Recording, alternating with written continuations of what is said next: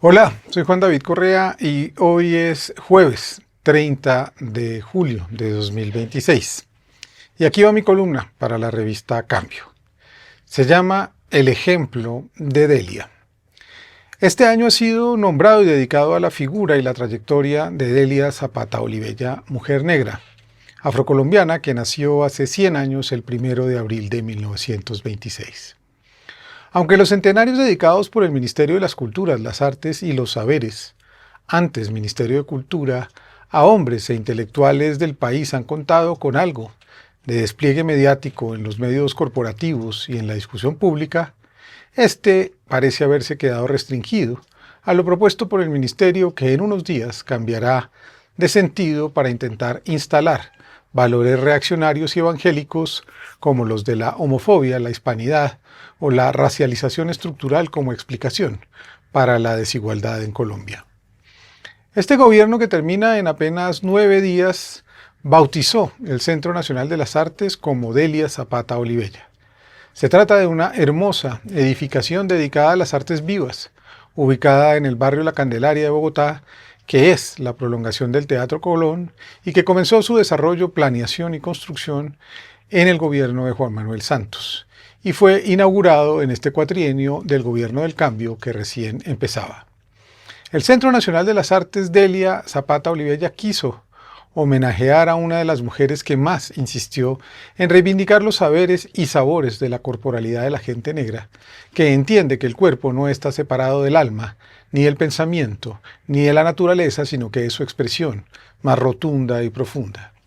Delia Zapata Olivella hizo parte de una generación de afrocolombianos que entendieron que era necesario emprender una lucha intelectual y sensible por el reconocimiento de las poblaciones negras esclavizadas desde el siglo XVII en África, que llegaron a Colombia y a otros países de América para ser parte de una empresa del horror al usar a la humanidad como fuerza de trabajo sin derechos de ninguna clase. Estas poblaciones que llegaron al puerto de Cartagena, en su mayoría, y que fueron separadas a lo largo y ancho de América de sus troncos familiares y culturales de procedencia, crearon nuevas formas de organización social y cultural sincréticas que representaron las primeras luchas de emancipación del continente.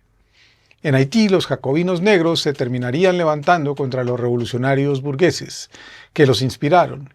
En el norte de Colombia, Bencos Viajó fundaría el primer territorio autónomo y libre de América, el Palenque de San Basilio, y así sucesivamente.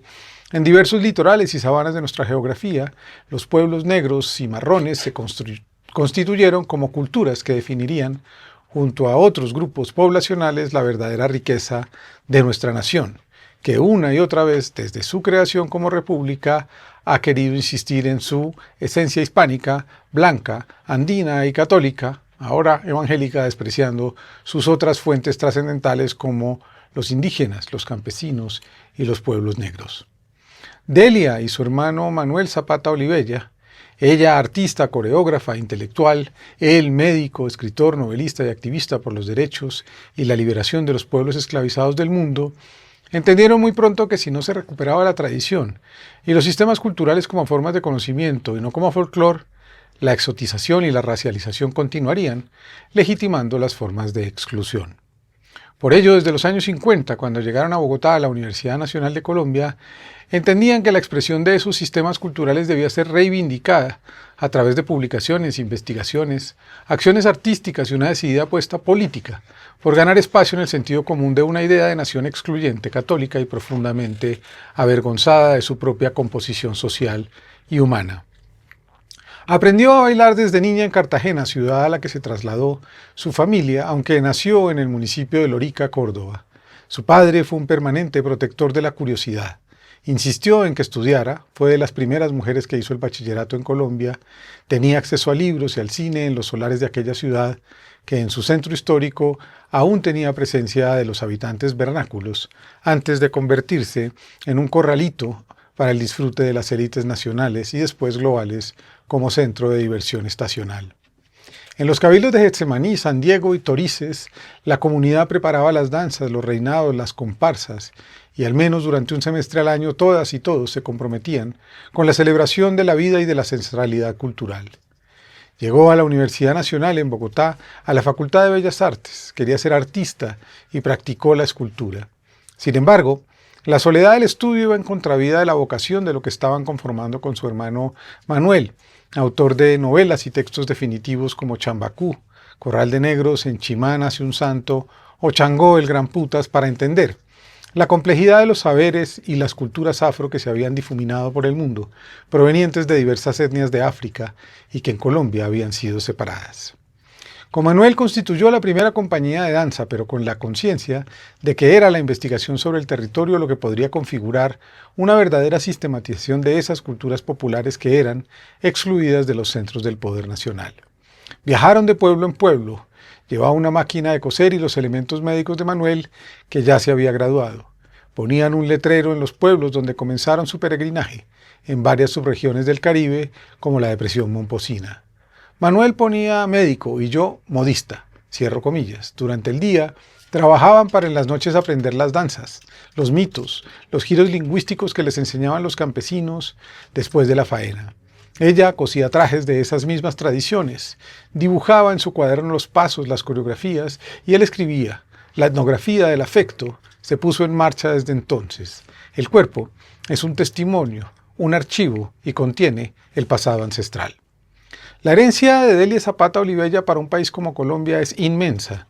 Ella, al lado de su hermano y antropólogos como Aquiles Escalante, Nina S. Friedemann, Gloria Triana, Jaime Arocha, Adriana Maya, Alfonso Múnera, Amanda Hurtado, Javier Ortiz Casiano, Francisco Flores, entre muchas otras y muchos otros que han dedicado décadas y años a examinar con curiosidad los sistemas de conocimiento de los pueblos negros en Colombia y sus diferencias, conexiones, formas de organización, religiosidad y simbolización han sido definitivos para que podamos entender que nuestro país no navega en un relato unívoco nacional y que pretender aquello es despreciar las inmensas posibilidades de una diversidad cultural que es definitiva para la paz y la reconciliación del país. Las danzas de Delia Zapata se convirtieron en un suceso en ese país encerrado en los centros urbanos de los años 50. La gente del interior o de las zonas andinas comenzó a entender cómo el cuerpo y la sofisticación de la música, con la elegancia de las danzas sincréticas, eran la expresión de un país desconocido y sometido a ser parte de eso que hoy seguimos llamando, no sin ignorancia, la Colombia profunda, periférica o territorial. Pero también sirvió para poner en el centro la discusión sobre la permanente y aún constante racialización de las gentes negras de nuestro país, que siguen siendo sometidas al desprecio y a la burla, tal como sucedió estos 4 años con la vicepresidenta y líder Francia Márquez Mina. Delia Zapata Olivella cruzó las fronteras de Colombia en 1954 y antes que muchos intelectuales blancos, le mostró al mundo la complejidad y riqueza de nuestro país. A un siglo de su nacimiento, en este centenario, los colegios, la conversación pública, los medios de comunicación y la sociedad deberían detenerse en el acontecimiento fundamental que significó su vida, su obra y su legado político, pedagógico y epistemológico, que está hoy en el Palenque de Delia, un lugar que ella fundó en La Candelaria junto a su hija Edelmira para la construcción de nuestra principal riqueza, que es la bioculturalidad regional de Colombia, como nuestra única y verdadera identidad. Sin ello, cualquier acuerdo nacional estará siempre lejos de cumplirse. Ninguna nación o pueblo del mundo se ha hecho digna y fuerte despreciando a las culturas de los pueblos que las conforman. Ninguna nación del mundo ha podido avanzar en caminar junta si se impone una única fe como proyecto cultural. Adenda. Recomiendo el especial realizado por la revista Gaceta del Ministerio de las Culturas, las Artes y los Saberes para comenzar a leer e investigar sobre el legado de Delia Zapata Olivella, disponible en gaceta.co, y allí buscan la última edición que se ocupa de Delia Zapata Olivella. Feliz centenario, Delia. Gracias por tu ejemplo.